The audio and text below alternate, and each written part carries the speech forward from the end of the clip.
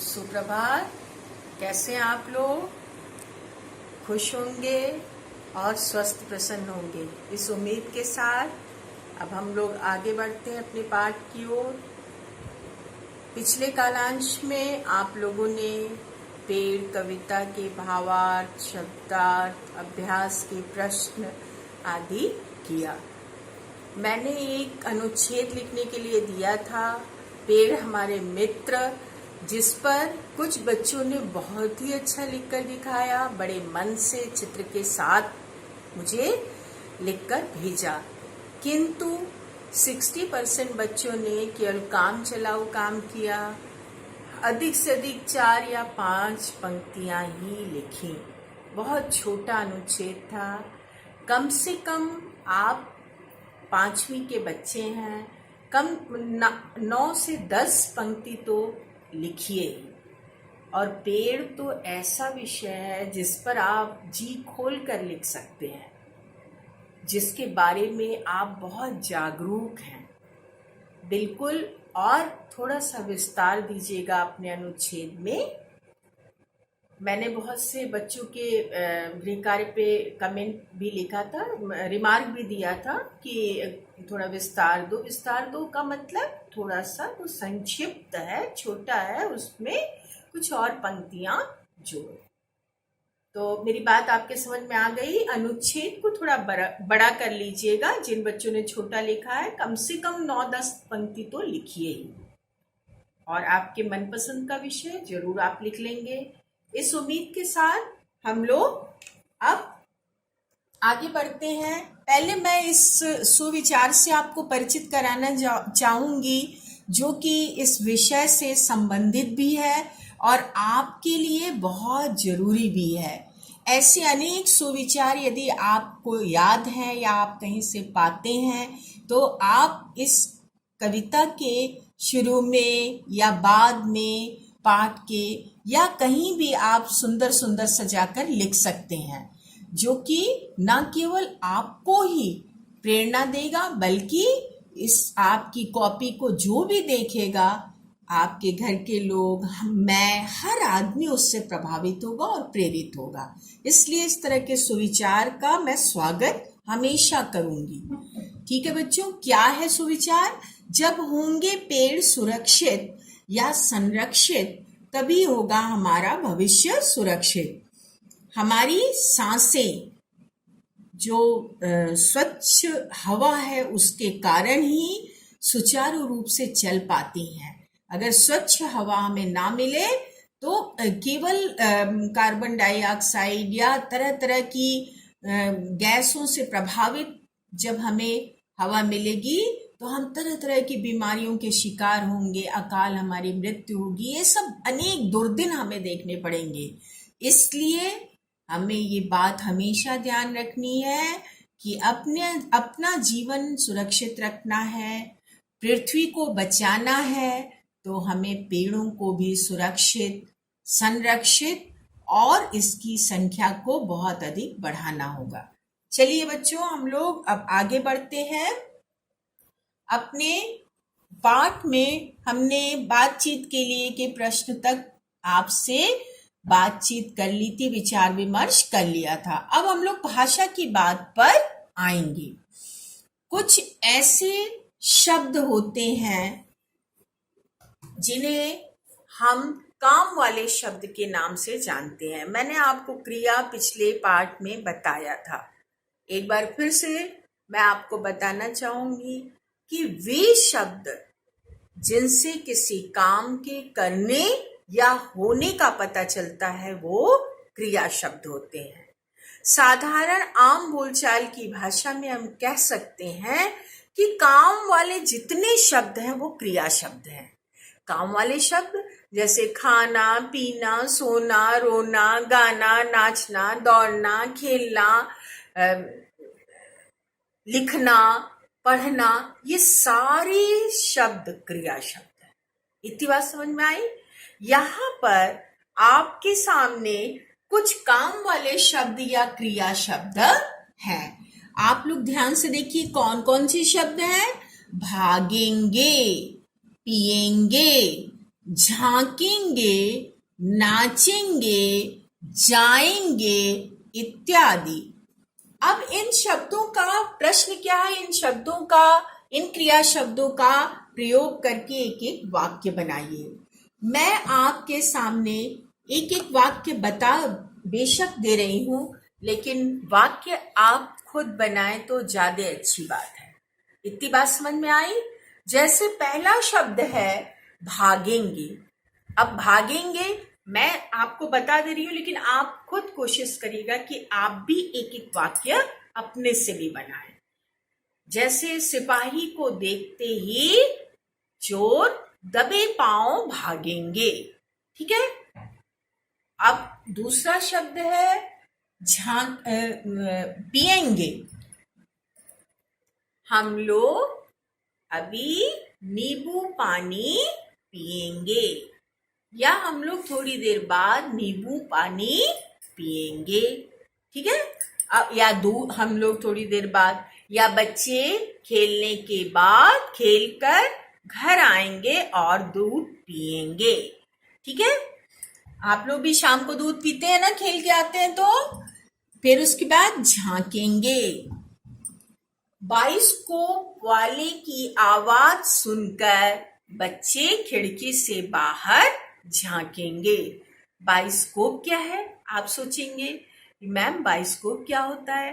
Bioscope पहले एक ऐसा लेकर एक व्यक्ति चलता था जिसमें वो कई तरह के चित्र दिखाता था। एक बॉक्स होता था, उसमें शीशे लगे रहते थे जिसमें हम लोग देखा करते थे। अंदर तरह तरह के चित्र थे जिससे वो आगे सरकाता जाता था। आप लोग अपने घर में अपने दादा दादी मम्मी पापा से पूछिएगा तो वो बाइस्कोप बताएंगे क्या होता है। या बाइस्कोप कहिए या मदारी कहिए। मदारी के डमरू की आवाज, बंदर और बंदरिया के डांस नृत्य कराने वाले मदारी घूमते हैं, या तरह तरह के सांप दिखाने वाले घूमते हैं। उनको उनके डमरू की आवाज, उनके जो बोल करके चिल्लाकर बुलाने की आवाज से बच्चे बहुत प्रभावित होते हैं, या गुब्बारे वाले की आवाज को सुनकर। तो उसी अर्थ में मैंने यहाँ पर कहा कि गुब्बारे वाले की आवाज सुनकर बच्चे खिड़की से झांकेंगे, या मदारी की आवाज, या बाइस्कोप, जो भी। ठीक है। अब आगे चलिए, नाचेंगे। आज मेरा जन्मदिन है। मेरे मित्र सब मिलकर, मेरे सारे मित्र मिलकर नाचेंगे, गाएंगे और खुशी मनाएंगे। ठीक है। ऐसा वाक्य मैंने बनाया। अब आप भी अपने से सोचकर बनाइएगा। अब अगला है जाएंगे। मेरे पिताजी कल लखनऊ जाएंगे, या कहीं भी, जैसा भी आप कोई अन्य जगह का भी नाम, दिल्ली जाएंगे, बॉम्बे जाएंगे, जो भी, मुंबई जाएंगे, आप बना सकते हैं। तो इस तरह से हमने कुछ क्रिया शब्द के वाक्य बनाए। अगर मान लीजिए आपके सामने है कि एक दो मैं वाक्य क्रिया शब्द दे रही हूं, जैसे खाएंगे। खाएंगे का हम क्या बना सकते हैं? आज हम लोग आम खाएंगे, या राम और मैं मिलजुल कर आज कोई भी मिलजुल कर फल खाएंगे, या मिलजुल कर खाना खाएंगे। ठीक है। इसी तरह से लिखेंगे। मैं और मेरे दोस्त दोनों मिलकर अपने गृह कार्य को लिखेंगे। ठीक है। ऐसे ही आप क्रिया शब्द का प्रयोग कर सकते हैं। वाक्य सार्थक होने चाहिए, ये ध्यान रखिए। जब भी वाक्य बनाइए तो उसका कोई सेंस हो, कोई अर्थ निकले। वाक्य बनाते समय इन बातों का हमेशा ध्यान रखना चाहिए। पाठ में आए कोई 6 युग्म शब्द लिखिए। बच्चों ध्यान दीजिए कि युग्म शब्द क्या होते हैं। युग्म शब्द वे शब्द होते हैं जो जोड़े में प्रयोग होते हैं। ठीक है। युग्म का अर्थ होता है जोड़ा। तो ऐसे शब्द जो जोड़े में प्रयोग होते हैं उन्हें हम युग्म शब्द कहते हैं। युग्म शब्द का प्रयोग हमेशा योजक चिन्ह का प्रयोग कर, युग्म शब्द के बीच में हमेशा योजक चिन्ह का प्रयोग किया जाता है। जैसे धीरे धीरे, जैसे आकाश पाताल, जैसे सुख दुख, ऐसे लपर झपर, ये सब युग्म शब्द हैं। युग्म शब्द भी कई तरह से प्रयोग किए जाते हैं। ठीक है बच्चों, अब हम लोग के सामने प्रश्न है कि पाठ में आए युग्म शब्दों को आप छांटकर किन्हीं 6 युग्म शब्दों को छांटकर लिखिए। चलिए हम लोग देखते हैं। यहाँ पर पाठ में, जैसे पाठ को जब हम पढ़ते जाएंगे तो यहाँ पर चोरी चोरी ये युग्म शब्द है। फिर झूम झूम ये युग्म शब्द है। देखिए 2 शब्द एक साथ प्रयोग हुए हैं और बीच में योजक चिन्ह है। फिर धीरे धीरे, फिर सुख दुख, फिर लपर झपर, फिर हरी भरी। तो आप इन 6 युग्म शब्दों को यहाँ पर लिख लेंगे। इतनी बात समझ में आई? सब बच्चे ध्यान दें, जो मैंने बताया उन 6 युग्म शब्दों को वहां पर आप लिख लेंगे। अब युग्म शब्द को यदि हम देखें तो 4-5 तरह के युग्म शब्द प्रयोग किए जाते हैं। जैसे लगभग समान अर्थ में प्रयुक्त किए जाने वाले या मिलते जुलते अर्थ वाले युग्म शब्द। ठीक है, इतनी बात समझ में आई? जैसे लगभग समान अर्थ में या मिलते जुलते अर्थ वाले युग्म शब्द। समान अर्थ में जैसे या मिलते जुलते अर्थ वाले प्रयोग किए जाने वाले युग्म शब्द, जैसे धन धान्य, जैसे धन दौलत, जैसे सुख समृद्धि इत्यादि। इतनी बात समझ में आई बच्चों? अब हम लोग दूसरा युग्म शब्द जो प्रयोग होता है, पिछली पाठ में तुम लोगों ने देखा होगा। जैसे कि यहाँ पर देखिए, आप लोग पाठ 1 दिमागी लड़ाई में युग्म शब्द युग्मों पर आपने घेरा लगाया था। कौन कौन से थे? घर घर, चाय वाय, चाय नाश्ता, नदी वदी, घास फूस, पापड़ वापड़, ये भी युग्म शब्द ही हैं। यहाँ पर आपको निरर्थक और सार्थक शब्दों का जो जोड़ा था या युग्म शब्द था, उस पर आपने घेरा लगाया था। जैसे नदी वदी, जैसे चाय वाय, जैसे पापड़ वापड़। इतनी बात समझ में आई बच्चों? अब दूसरे तरह के जो युग्म शब्द हैं वो सार्थक और निरर्थक युग्म शब्द। जैसे चाय वाय अभी बताया, पापड़ वापड़, जैसे रोटी सोटी, जैसे पानी वानी, पापा जी थके हुए आए हैं, उन्हें पानी वानी पिलाओ। जैसे बहुत जोर की भूख लगी है, कुछ रोटी सोटी का इंतजाम करो। जैसे चाचा जी आए हैं, उन्हें चाय वाय पिलाओ। ठीक है, इतनी बात समझ में आई? अब तीसरा जो युग्म शब्द है वो है पुनरुक्ति वाले युग्म शब्द। जैसे पुनरुक्ति वाले युग्म शब्द कौन से हुए? धीरे धीरे, जिन एक ही शब्द की पुनः उक्ति, पुनः माने फिर से, उक्ति माने कहा जाना। ठीक है, कहा जाना या लिखा जाना। उक्ति माने तो कहा जाना होता है। तो ऐसे शब्द जो कि पुनरुक्ति वाले शब्द हैं, उनकी जो युग्म बने या जोड़े बने तो वो पुनरुक्ति शब्द वाले युग्म शब्द होंगे। जैसे धीरे धीरे, वह धीरे धीरे चलता है। जोर जोर, वह जोर जोर से गाता है। वह तेज तेज दौड़ता है, तेज तेज, धीरे धीरे, जोर जोर इत्यादि।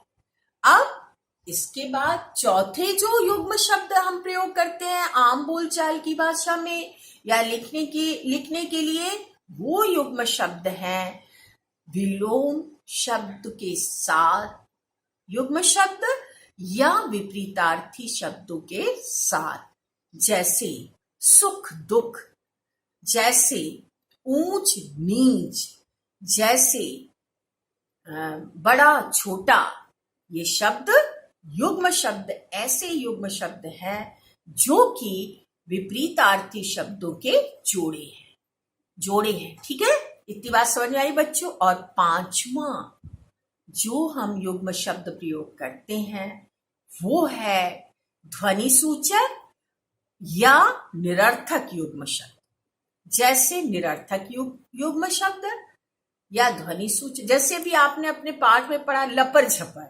अब लपर झपर का मतलब क्या? लपर झपर आप उसका एक अर्थ भले निकाल लें, लेकिन आप उसका कोई शाब्दिक अर्थ लपर झपर का कोई नहीं निकाल सकते। एक उसका आप सेंस निकाल सकते हैं, एक उसका आप अंदाजा लगा सकते हैं, एक उसका ये सोच सकते हैं कि ये इस अर्थ में प्रयोग हुआ है, लेकिन उसका शाब्दिक अर्थ लपर झपर का नहीं, तो वो निरर्थक शब्द। ऐसे ही जैसे ध्वनि सूचक निरर्थक शब्द हैं, जैसे गड़गड़, बादल गड़गड़ गरजने लगे, जैसे धड़धड़, रेलगाड़ी धड़धड़ करते हुए गुजर गई, जैसे भौरे गुनगुन कर रहे हैं, जैसे मक्खियां भिन भिन कर रही हैं, ये जैसे पानी टिप टिप बरस रहा है। तो ये जो ध्वनि सूचक शब्द हैं, जैसे दरवाजे पे कोई खटखट कर रहा है, ये सब ध्वनि सूचक शब्द भी युग्म शब्द में आते हैं या जोड़े में प्रयोग किए जाते हैं। तो मैंने आपको 5 तरह के युग्म शब्दों के प्रयोग बताए। जैसे पहला, लगभग समान अर्थ में या एक ही चीज के एक लगभग मिलते जुलते अर्थ में जो शब्द प्रयोग होते हैं युग्म शब्द। जैसे आपको मैंने बताया था धन दौलत, जैसे मैंने बताया था सुख समृद्धि, जैसे बताया था हंसी खुशी, ये सब शब्द। और दूसरा मैंने बताया था सार्थक निरर्थक शब्द। सार्थक निरर्थक शब्द जैसे चाय वाय, रोटी शोटी इत्यादि।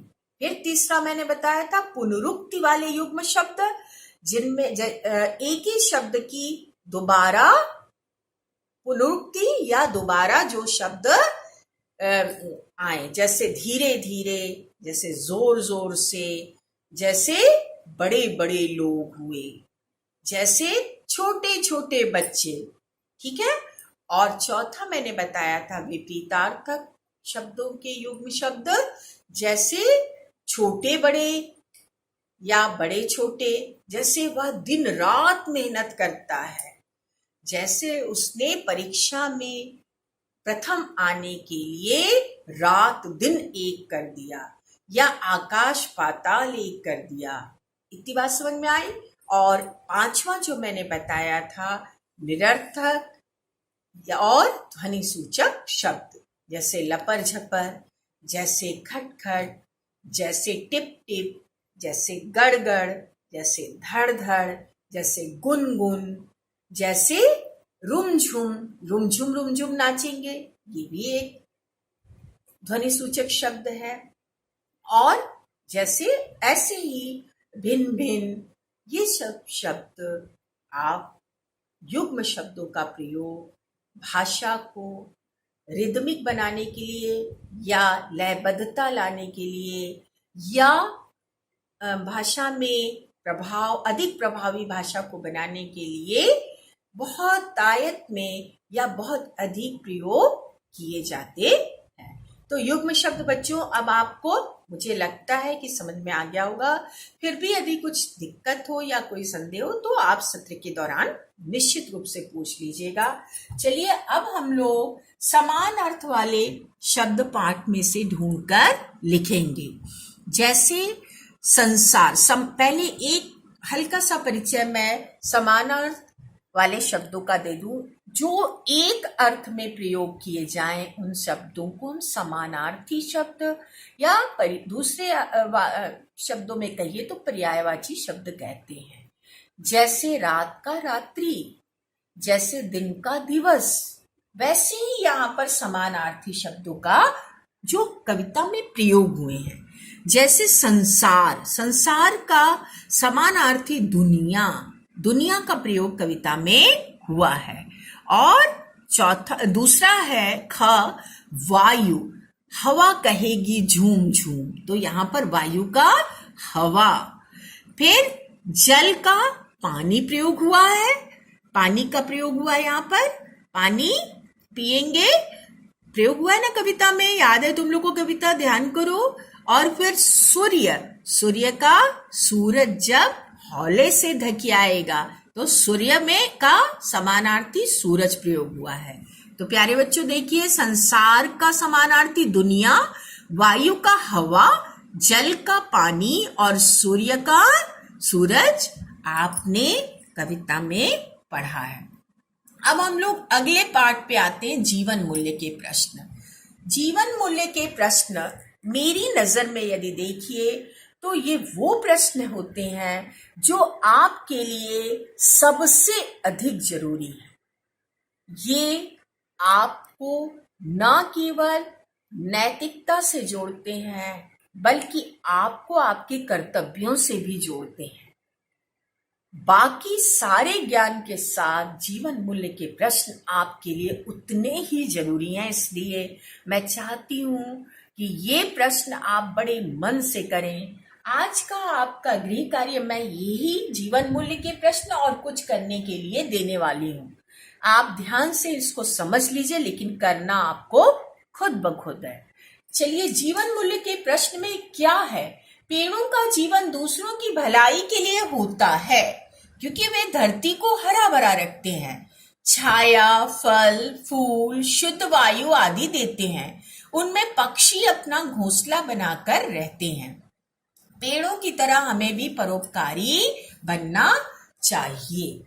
जैसा कि आपको मैंने अनुच्छेद दिया था और बहुत से बच्चों ने ये सब बिंदु उस अनुच्छेद में मुझे लिखकर दिखाए भी थे कि पेड़ हमें क्या देते हैं। पेड़ पे पंछी घोंसला बनाते हैं, पेड़ हमेशा सबके लिए ही सोचते हैं, सबका उपकार या भलाई करते हैं।